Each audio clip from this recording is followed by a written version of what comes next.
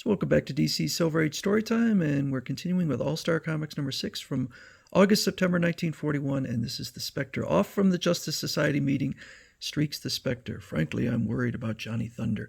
No trace of him, but I'll find him. An unexpected factor upsets the Man of Darkness's plans. Two figures struggling down there.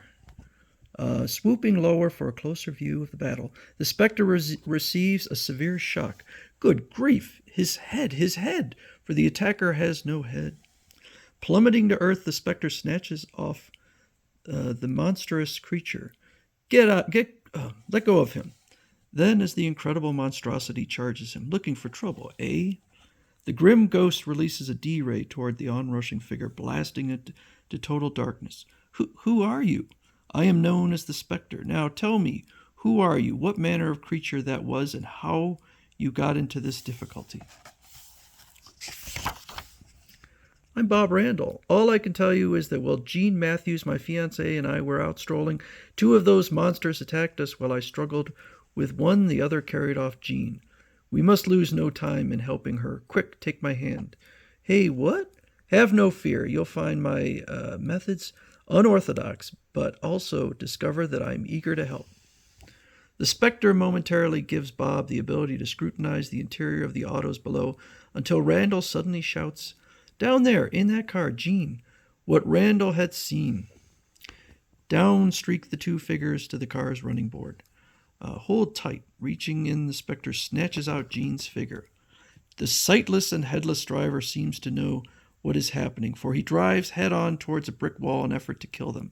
A moment later, off streaks the Spectre. You've saved Jean, thank heavens.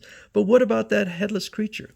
He was destroyed in the crash. Tell me, where does this young lady live? Later, Jean revives within her home. Oh, Bob, I'm so glad. Bob, who's that man? Don't worry, darling. Everything's all right now. He's the Spectre, and he saved both our lives.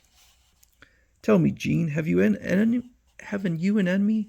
Well, the only one I can think of is a strange little man who persists in annoying me when I take my daily walks through the park. When I told him I would call a policeman if he insisted in following me, he snarled and said someday my attitude toward him would change. Jean, the happy future of Bob and yourself is at stake. I'm going to ask you to do a courageous thing. I'll do anything. I want you to stroll through that park again. I'll be keeping watch over you. But as for you, Bob, I don't want you to stir from this house. But if Jean's going to be in danger, I insist that do as he says, Bob. I have an unusual sense of confidence in him. And so it occurs that shortly after Jean strolls apprehensively through the park, trailed overhead by the invisible Spectre. Now, if only my hunch has a basis in fact.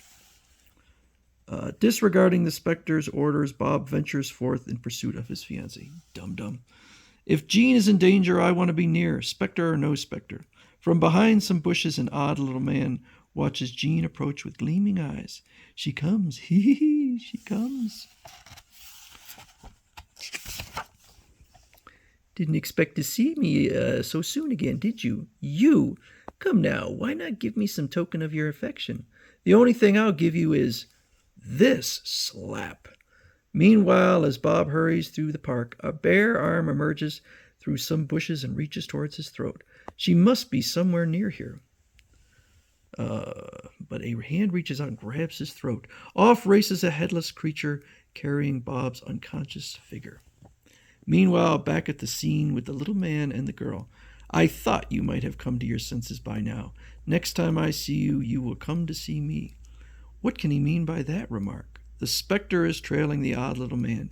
He's entering that large building, obviously his residence. Here's where he and I have a showdown. The invisible Spectre walks through the wall of the building to sight a startling scene within. Bob chained to the wall. So you're the runt who has been molesting Jean. Insult me all you care, because soon you will be a headless zombie like my other creatures, a slave to my will. You mean those incredible monstrosities were created by you? Yes, after kidnapping them, I removed their heads and place a mechanism within their body. They vaguely sense their surroundings, but are completely enslaved to my orders. Oof, that is gruesome. I prize you very highly. At one stroke, I will have another slave to loot the world and do my bidding, and at the same time, you can be the means of bringing Jean to her senses regarding my worth. No one here, Bob.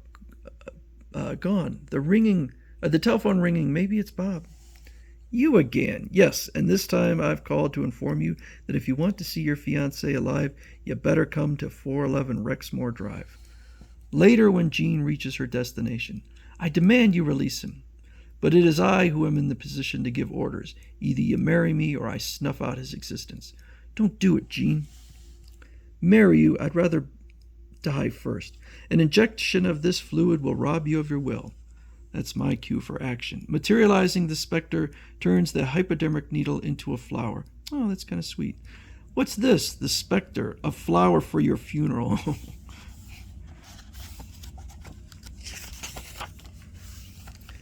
Easily, the Spectre frees Bob by ripping his chains apart with his bare hands. Thanks. That attends to you. Now, get him, smash him, destroy him. I'm waiting. Into the masked zombie streaks the Spectre, smashing them into fragments.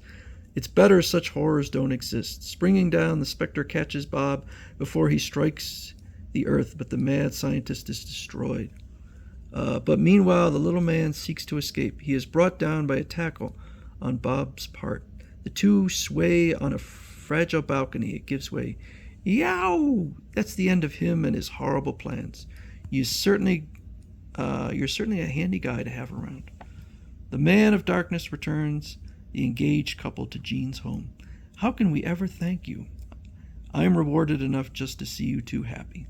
Back towards the meetings of the Justice Society streaks the Spectre. I'm really very worried about Johnny's whereabouts. Maybe I can get further news back at the Society meeting. So next up will be Green Lantern.